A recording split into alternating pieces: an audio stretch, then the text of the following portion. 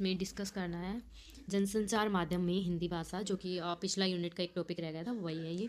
जनसंचार माध्यमों में हिंदी भाषा का विशेष महत्व है। हिंदी भाषा का महत्व क्यों है? क्योंकि ये सरल है, सहज है, मतलब समझने में आसानी होती है, और जनभाषा मतलब सब लोग इसको जानते हैं, तो ये सभी लोगों तक आसानी से पहुंच सकती है। इसलिए हम जनसंचार में हिंदी भाषा का प्रयोग करते हैं। ठीक है। सहज बोध, सबसे पहले इसके हम बता देते हैं कि ये क्यों महत्व है। तो सबसे पहले सहज बोध, भाषा का आसानी से समझ आना। सहज मतलब हम भाषा को आसानी से समझ सकते हैं, तो इसलिए इसे बोलते हैं सहज बोध। ठीक है। जैसे समाचार पत्र पर, टीवी समाचार में सरल हिंदी का प्रयोग होता है, हम न्यूज़ समझ जाते हैं। दूसरा है मानकीकरण। हिंदी भाषा का मानक रूप अपनाया जाता है ताकि भाषा एक रूप बनी रहे। इसमें मानकीकरण में 3 आते हैं: मानक वर्तनी, मानक लिपि और मानक व्याकरण, और एक होता है मानक उच्चारण। 4 है। मानक वर्तनी का मतलब शब्दों को सही ढंग से लिखना। जैसे हम जो भी राइटिंग है ना, लिखावट, उसमें शब्दों को सही ढंग से लिखना। जैसे सब्जेक्ट वर्ब प्लस ऑब्जेक्ट, तो ये नहीं लिखना कि object plus verb plus subject, इसको सही क्रम में ही लिखना। मानक लिपि का मतलब होता है हिंदी की देवनागरी लिपि का प्रयोग करना। और मानक व्याकरण मतलब नियमों का जो पालन करना, जो कि हिंदी इंग्लिश में आते हैं, व्याकरण उच्चारण वगैरह, और उच्चारण में सही शब्दों का सही उच्चारण करना। ठीक है। उसके बाद है दृश्यात्मकता, भाषा को देखने योग्य और प्रभावशाली बनाना। चित्र, शीर्षक, प्रस्तुति के माध्यम से टीवी समाचार में चित्रों के साथ हिंदी भाषा का प्रयोग किया जाता है। यूनिट 2 में हमारे ये कुछ टॉपिक्स हैं। यूनिट 2 में बताया गया है मीडिया के बारे में। तो मीडिया के 2 भाग होते हैं। सबसे पहले मीडिया के 2 भाग होते हैं, जिसमें पहला आता है प्रिंट, दूसरा आता है इलेक्ट्रॉनिक मीडिया। प्रिंट मीडिया के अंदर हमें दिया हुआ है क्या क्या, इसमें रचनात्मक लेखन, साक्षात्कार लेखन जिसको हम इंटरव्यू बोलते हैं, और यात्रा अनुभव लेखन। और इसमें दिया हुआ है संवाद लेखन, गीत लेखन और विज्ञापन लेखन। सबसे पहले इलेक्ट्रॉनिक माध्यम का करेंगे, संवाद लेखन से स्टार्ट करते हैं। संवाद लेखन भी हम टेलीविजन के लिए कर सकते हैं, रेडियो के लिए भी कर सकते हैं, और हमारा एक और था जिसमें, चलो ये 2 ही हैं अभी इसमें, और मूवी वगैरह के लिए आए तो उसमें भी ये यूज़ किया जा सकता है, जो कि टेलीविज़न का है ये। ठीक है। उसमें बस सिर्फ हमें ये 10 एपिसोड वगैरह नहीं लिखने। I am going to tell you. इसमें सबसे पहला है नारी केंद्रित। सबसे ज़्यादा यही पूछा जाता है टेलीविज़न धारावाहिक के लिए संवाद लेखन। सबसे पहले हमें कोई उसका, जैसे कोई भी सीरियल आता है तो उसका क्या होता है, सबसे पहले नाम होता है, तो विषय, स्वाभिमान, नाम बताना है। फिर उसके बाद उसमें लोग क्या क्या है, एक्ट्रेस, एक्टर, वो सब बताने। तो अनीता है जो कि एक लड़की है, आत्मसम्मानी महिला। रमेश उसका हस्बैंड, एंड सास उसकी है, और सीमा उसकी अनीता की सहेली है। सीमा की आवाज़ कथावाचक, बीच बीच में ये लोग आते हैं कुछ। तो ये एपिसोड 1 है, यू कैन रीड दिस। कथावाचक बोल रहा है कि यह कहानी उस स्त्री की है जो रिश्तों में बंधकर भी अपने स्वाभिमान को नहीं भूलती। सास कहती है, अनीता घर की बहू हो तुम, बाहर नौकरी करने की जिद छोड़ दो। फिर ये अनीता बोलती है, माँ जी नौकरी मेरी जिद नहीं, मेरी पहचान है। ठीक है। उसमें फिर रमेश बोलता है, अनीता माँ की बात मान लो, समाज क्या कहेगा। ये ऐसे इनका चलता रहता है, यू कैन रीड दिस। उसके बाद हमारा आता है ये यहाँ पर इसका एपिसोड 5 ये वाला है। यहाँ पे हमने देखा इसका, एक सेकेंड, ये हाँ, ये एपिसोड 4 और ये वाला 3 ऐसे करके हैं। एपिसोड 5 और ये भावनात्मक तोड़ episode 6, and then we have episode 7 और एपिसोड 8, जिसमें हमें ये लिखना इंपॉर्टेंट है, नारी होना कमजोरी नहीं, नारी होना सकती हैं। और फिर ये एग्जाम के लिए आप ये कंक्लूजन दे सकते हो, that is very important, I have written also, exam के लिए बहुत ज़रूरी है। सो ये हो गया हमारा टीवी सीरियल के लिए। उसके बाद है हमारा ये रेडियो कार्यक्रम के लिए। अभी इसी को लिख सकते हैं अलग तरीके से बना के। ठीक है। नारी की आवाज़ बना देंगे इसमें समाभिमान था। इसमें सूत्रधार मतलब जो रेडियो होता है ना, उसके अंदर जो मेन जो होस्ट होता है, होस्ट को बोलते हैं हम लोग सूत्रधार या फिर रैंकर वगैरह बोलते हैं। नमस्कार श्रोताओ, आप सुन रहे हैं रेडियो सिटी, मैं हूँ आपके साथ अंजलि। आज के कार्यक्रम नारी की आवाज़ में हम बात करेंगे स्त्री के आत्मसम्मान और उसके सपनों की। फिर ये बोलता है, हमारे साथ मौजूद है सुनीता जी, जो एक साधारण गृहिणी होते हुए भी अपने हौसलों से असाधारण बनी। फिर सुनीता, ये सब आपको लिखना है, you can make by your self as well, so you can see here. फिर लास्ट में मैं अंजलि फिर मिलूंगी आपसे अगले कार्यक्रम नारी की आवाज़ में, और फिर इसको एक्सप्लेन करने। तो ये हमारा संवाद लेखन होता है। एंड इसके बाद, sorry where does it go, या उसके बाद है हमारा गीत लेखन। सो ये ज़्यादा इंपॉर्टेंट नहीं है, लेकिन कभी कभी आता है, so we have to see it as well. So let's see. So गीत में आता है हमारा नारी की उड़ान। ठीक है, गीत है ये हमारा। चुप्पी की दीवारें तोड़ चली, सपनों को पंख लगाकर, हर ठोकर से सीख बनी, मैं आगे बढ़ूँ मुस्कुराकर। ये वाला जो नारी की उड़ान है, ये अपना इसमें भी लिख सकते हैं हम लोग, जो कि हमने ये दृश्य वगैरह दिखा इसके अंदर। इसमें क्या क्या आता है देखो, गीत में 2 चीज़ें आती हैं। गीत में एक तो आता है हमारा अंतरा गीत के अंदर, और एक आता है हमारा मुखड़ा। ठीक है। There are 2 things that were important for गीत लेखन, जिसमें अंतरा और मुखड़ा। अब let's see what is this. So अंतरा में आता है हमारा ये, चुप्पी की दीवारें तोड़ चली, सपनों को पंख लगाकर, हर ठोकर से सीख बनी, मैं आगे बढ़ूं मुस्कुराकर। अब इसका मुखड़ा क्या है, मुखड़ा या फिर कोरस, मैं नारी हूँ, मैं शक्ति हूँ, मेरे भीतर उजियारा है, राहों में जो अंधेरा था मैंने खुद ही संवारा है। उसके बाद अंतरा 2 और ये मुखड़ा 2। घर की दहलीज से निकली, आसमान तक जाना है, मेहनत हौसले विश्वास से अपना नाम बनाना है। देन इसमें मुखड़ा, मैं नारी हूँ मैं सकती हूँ, मेरे भीतर उजियारा है, राह में जो अंधेरा था मैंने खुद ही संवारा है। फिर अंतरा 3, कदम कदम पर सवाल मिले फिर भी रुकी नहीं मैं, हर आवाज़ को जवाब दिया, कमज़ोर कभी बनी नहीं मैं। फिर इसको ख़त्म करेंगे एंडिंग। ये गीत नहीं है सच है मेरा, हम हर नारी की पहचान, सम्मान समानता के संग उड़ान बस उड़ान। ठीक है, सो ये हमारा आ गया गीत लेखन। उसके बाद लेट्स सी व्हाट, अब उसके बाद है विज्ञापन लेखन। ठीक है, तो संवाद हो गया और गीत हो गया। अब है नाउ वी हैव टू सी विज्ञापन लेखन। विज्ञापन जो कि इलेक्ट्रॉनिक माध्यम के लिए आता है और प्रिंट माध्यम के लिए। सबसे पहले इलेक्ट्रॉनिक के देखते हैं, जिसमें रेडियो मोबाइल फ़ोन वगैरह आता है उसके लिए। रेडियो के लिए देखते हैं उत्पाद, जो प्रोडक्ट है वो क्या है। सबसे पहले let's see what is product. Product है हर्बल टूथपेस्ट। ठीक है, जो बोलने वाला है, जो कि क्या आप चाहते हैं मजबूत दांत और ताज़ी सांस, ये हमारी ऐड में आती है ना, क्या आप चाहते हैं मजबूत दांत और ताज़ी सांस, तो फिर उसमें थोड़ा म्यूज़िक बजता है ना।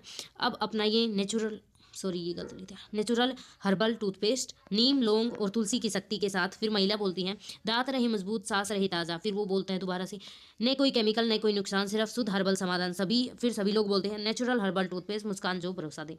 तो ये हमारा है रेडियो विज्ञापन। इसमें है हमारा रेडियो विज्ञापन।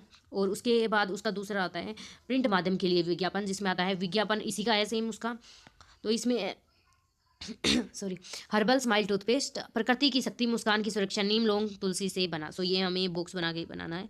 यहाँ पे हम लिख देंगे हर्बल स्माइल टूथपेस्ट, और यहाँ पे ये इसके पॉइंट्स लिख देंगे तीनों, जो कि ये हैं मजबूत दांत, ताज़ी सांस, कैविटी से सुरक्षा। उसके बाद हम लिख देंगे ये वाली लाइन है, एंड देन हर दिन हर मुस्कान के लिए, यहाँ पे ऐसे कुछ बना के लिख देंगे, हर दिन हर मुस्कान के लिए। तो ऐसे डिज़ाइन करके इसको पूरा बनाना है, जो कि है प्रिंट माध्यम के लिए। प्रिंट मतलब किसी भी सामग्री है, जो भी हमारी चीज़ है उसको लिखना, छापना, छाप कर जो लिखना होता है ना, उसको बोलते हैं प्रिंट माध्यम। इलेक्ट्रॉनिक माध्यम मतलब जैसे जो फ़ोन पे ऐड आती है, जो रेडियो पे आती है, और या फिर जो टीवी वगैरह में आती है, तो उसको बोलते हैं इलेक्ट्रॉनिक माध्यम। और ये छाप कर लिखते हैं जब हमारा आता है ये।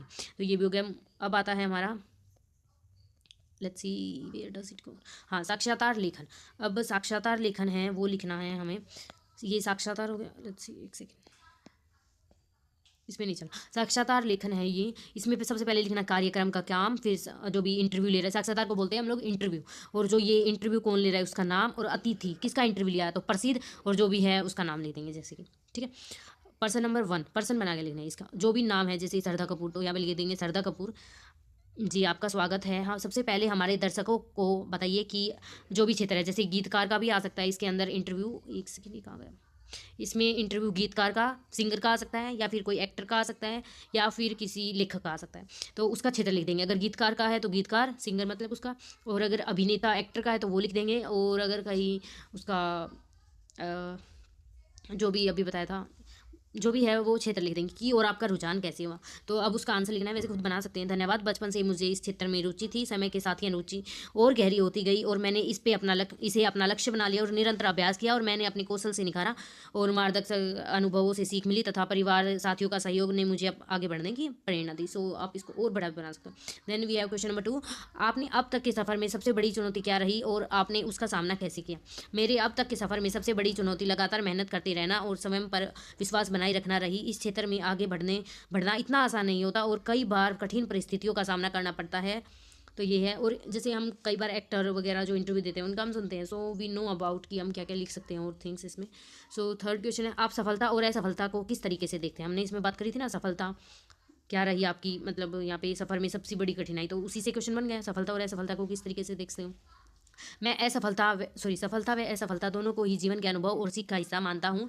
सफलता हमें संतोष और प्रोत्साहन देती है, लेकिन इसे कभी हमें ज़्यादा महत्व नहीं देना चाहिए, क्योंकि स्थायी सफलता के लिए मेहनत करना जरूरी है। वही असफलता हमें अपना कमज़ोर पक्ष को पहचानने और सुधार करने का अवसर देती है। मैं असफलता से डरने की बजाय उनसे सीख लेकर आगे बढ़ता हूँ। दोनों ही मेरे लिए प्रेरणा का स्रोत है। अब इसी से सवाल बन गया, आपके लिए प्रेरणा का स्रोत कौन है और क्यों। मेरे लिए प्रेरणा का स्रोत मेरे परिवार और गुरुजन है, and you can explain it, वो लोग क्यों हैं प्रेरणा का स्रोत, क्यों कि वो मुझे मोटिवेट करते हैं वगैरह वगैरह। नेक्स्ट क्वेश्चन नंबर 5, अब मैंने पॉइंट्स में लिखा है, भविष्य में आप अपने क्षेत्र में क्या हासिल करना चाहेंगे। तो भविष्य में मैं अपने क्षेत्र में नई ऊंचाइयों को छूना चाहता हूँ, अपने काम से लोगों को प्रेरित करना चाहता हूँ, तथा लगातार सीखते रहना चाहता हूँ, और लोगों के बीच एक सकारात्मक ऊर्जा फैलाना चाहता हूँ ये सब। आप अपने क्षेत्र में आने वाले नए युवाओं को क्या सलाह देंगे कि वे अपने काम के प्रति ईमानदार रहें, लगातार सीखते रहें और मेहनत से पीछे न हटें। आप अपने काम में समाज तथा लोगों पर क्या प्रभाव डालना चाहते हैं? लोगों में आत्मविश्वास और मेहनत की प्रेरणा देना, हमारी संस्कृति और अच्छे मूल्य बनाए रखना, लोगों को सही और अच्छा करने के लिए प्रेरित करना। आप अपने काम में आने वाली आलोचना व नकारात्मक प्रतिक्रिया को कैसे संभालते हो? तो भाई कोई भी नेगेटिव जो पॉइंट्स आते हैं, जैसे कि कंट्रोवर्सी होती है ना ऑनलाइन, तो इनसे मैं सीखने का अवसर मानता हूँ। और जैसे कि कोई अगर मेरी कमियों को निकालता है तो मैं देखता हूँ कि हाँ ये मेरी कमी है, तो मैं उनको सुधारने की कोशिश करता हूँ। सो ये हो गया। उसके बाद है कि आप अपने करियर में सबसे गर्व का पल, तो मुझे जब पुरस्कार मिलता है, सब मेहनत का फल देखना, कठिनाइयों के बावजूद भी अपना पेपर पास करना, मतलब काम करना, मेरे लिए मेरे काम को लोगों दोबारा सराहना वगैरह ये सब। अंत में आप हमारे दर्शकों को और युवाओं को क्या संदेश देना चाहोगे? तो ऊपर वो लिखा था ना, वही सेम। अपने सपनों को कभी मत छोड़ो, कठिनाइयों से डरे नहीं, उनसे सीखे, मेहनत, लगन और ईमानदारी से काम करें, आत्मविश्वास के साथ अपने लक्ष्य और की ओर बढ़ते रहें। बहुत बहुत धन्यवाद। और जो भी उसका नाम है, आपने हमारे दर्शकों के साथ अपने विचार साझा किए। फिर वो बोलेगा धन्यवाद, मुझे यहाँ आकर बहुत अच्छा लगा। और भी कुछ line you can add if you want. So अब हमारा इसमें लेट्स सी व्हाट, सो इसमें हमने क्या क्या कर लिया। सो इसमें संवाद लेखन कर लिया था, गीत लेखन भी और विज्ञापन लेखन भी। यहाँ पे हमने रचनात्मक लेखन नहीं किया, लेकिन ये ज़्यादा इंपॉर्टेंट नहीं है। इसमें क्या करना है देखो मैं बता देती हूँ। जो ये संवाद लिखा है ना, इसमें हमने एपिसोड नाम डाला है और कथावाचक ये सब डाला है। इसको ये सब बिल्कुल नहीं डालना, यहाँ से लिखना है। जैसे यह कहानी उस तरीके है जो रिश्तों में बंधकर भी अपने स्वाभिमान को नहीं बोलती। अनीता घर की बहू हो तुम, ऐसे ही बोलना है, ठीक है। बिल्कुल ये लाइन लगानी है, ये सब भूल जाओ, सास अनीता वगैरह, ठीक है। तो ये हो जाएगा हमारा रचनात्मक लेखन, मतलब एक कहानी बनानी है, ठीक है। साक्षात्कार लेखन अभी किया हमने, जो कि इंटरव्यू था। अब यात्रा अनुभव लेखन, इस पर मैं एक अलग वीडियो बनाऊंगी। So that's all about unit 2 and हमारी पूरी हिंदी हो गई है। सो इसमें ये सारा कर लेना and that's you can score a good marks. So thanks everyone. अभी है हमारा यात्रा अनुभव लेखन का करते हैं, क्योंकि अभी इसी में कर लेते हैं। Let's do this. तो सबसे पहले दो क्वेश्चन आ सकते हैं यात्रा अनुभव लेखन में। एक तो जैसे कोई पर्वतीय स्थान की, या फिर आपका यात्रा जो भी प्रिय यात्रा थी वो बताना है। तो उन दोनों में ये आंसर लिख सकते हैं, जैसे कि हरिद्वार की यात्रा, ठीक है। इसमें है मनुष्य के जीवन में यात्रा का बहुत महत्व होता है। यात्रा में हम नई जगहों को देखने, नए लोगों से मिलने, नए अनुभव को प्राप्त करते हैं। जब किसी धार्मिक और पवित्र स्थान की हो तो उसका महत्व और भी बढ़ जाता है। मुझे अपने परिवार के साथ हरिद्वार जाने का मौका मिला। यह यात्रा मेरे लिए जीवन की सबसे शांत, सुखद और यादगार यात्राओं में से एक है। हरिद्वार का परिचय देना है सबसे पहले। हरिद्वार उत्तराखंड राज्य में प्रसिद्ध धार्मिक नगर है। यह गंगा नदी के किनारे है। हरिद्वार को देवभूमि का द्वार भी कहा जाता है। मान्यता है कि यहाँ पवित्र गंगा नदी पहाड़ों से निकलकर मैदानों में प्रवेश करती है। देश विदेश से लाखों श्रद्धालु हर साल हरिद्वार आते हैं। यहाँ धार्मिक, सांस्कृतिक, प्राकृतिक दृष्टि से बहुत इंपॉर्टेंट है, ठीक है। यात्रा की तैयारी। हरिद्वार जाने से पहले हम सब बहुत उत्साहित थे। यात्रा से एक दिन पहले हम सब ने तैयारी की, कपड़े, पूजा का सामान, दवाइयाँ और ज़रूर सामान लेके। माता पिता ने हमें हरिद्वार के बारे में बताया और घर में खुशी का माहौल था, ठीक है। उसके बाद हरिद्वार की ओर प्रस्थान। तो हमने ट्रेन ली एंड हरिद्वार पहुंच गए। रास्ते में जो भी दिखाई दिया वो सब लिखना है इसमें। हरिद्वार पहुंचना, स्टेशन पर उतरे, पवित्र वातावरण, साधु संत, श्रद्धालु, पर्यटक, चारों ओर मंदिरों की घंटी की आवाज़, हर हर गंगे के जयकारे सुनाई दे रहे थे। ऐसा लग रहा था मानो हम किसी अलग दुनिया में आ गए, ठीक है। हर की पौड़ी की दर्शन, जहाँ पे वो गंगा आरती होती है ना, that was famous for this. Haridwar पहुंचकर हमने सबसे पहले हर की पौड़ी गए। प्रसिद्ध स्थान है। गंगा नदी बहुत साफ पवित्र लग रही थी। लोग गंगा में स्नान कर रहे थे और यहाँ पे सभी पाप धुल जाते हैं, हमने ऐसा सुना भी था जल से। और ठीक है, बहुत शांति मिली। गंगा आरती का अद्भुत दृश्य, हर की पौड़ी में जो आरती होती है उसका। फिर मंदिरों के दर्शन, हमने अलग अलग मंदिरों के दर्शन किए, जिसमें माता चंडी देवी का मंदिर, माता मनसा देवी का और अन्य मंदिरों की भी देखी हमने। उसके बाद साधु संत का जीवन। हरिद्वार में ज़्यादा से ज़्यादा साधु संत रहते हैं। उनके जीवन हमें सादगी और त्याग से दिखे, बहुत जीवन सरल होते हैं, ठीक है, ये सब। उसके बाद गंगा नदी का महत्व। गंगा नदी सबसे पवित्र नदियों में से एक है। हरिद्वार का जल बहुत साफ और शुद्ध है। दूर दूर लोग घर भी जल लेके आते हैं, ठीक है। स्थानीय बाजार, हमने वहाँ पे पूजा, गंगा जल, रुद्राक्ष की माला ये सब खरीदी और दुकानदार बहुत विनम्र थे। और वहाँ पे घूमने का मौका, भोजन रहन सहन सब शुद्ध और सात्विक भोजन मिला, ठीक है। इस यात्रा ने मुझे बहुत कुछ सीखने को मिला और मैंने धर्म, संस्कृति और महत्व समझा। मुझे यह भी समझ आया कि जीवन में शांति, संतोष बहुत जरूरी है। हरिद्वार की यात्रा ने मेरे मन को शुद्ध और शांत किया। यात्रा की समाप्ति। कुछ दिनों बाद हमें वापस लौटना पड़ा। लौटते समय मन थोड़ा उदास था, लेकिन दिल में बहुत सारी यादें थी। हरिद्वार की यात्रा मेरे लिए एक विशेष स्थान थी। उपांसर मतलब कंक्लूजन। अंत में मैं कहना चाहूँगी कि हरिद्वार एक पवित्र और सुंदर स्थान है। हर व्यक्ति को एक बार अवश्य जाना चाहिए और हमें ईश्वर और प्रकृति को, मानवता से जोड़ता है। हरिद्वार की यात्रा मेरे लिए अविश्वसनीय। यहाँ पे हमारा 15 मार्क्स का एक क्वेश्चन आता है, 4 क्वेश्चन आएंगे। 60 मार्क्स का पेपर आएगा 2 आवर्स के लिए। तो इसमें क्या करना है, 1 घंटे में हमें 2 क्वेश्चन करने हैं, ठीक है। फिर अगले 1 घंटे में 2 क्वेश्चन, तो 4 क्वेश्चन हो गए। एंड किसी को मतलब जल्दी जल्दी करना हो तो वो अपना देखिए, लेकिन पूरा पेपर ऐसे करना है।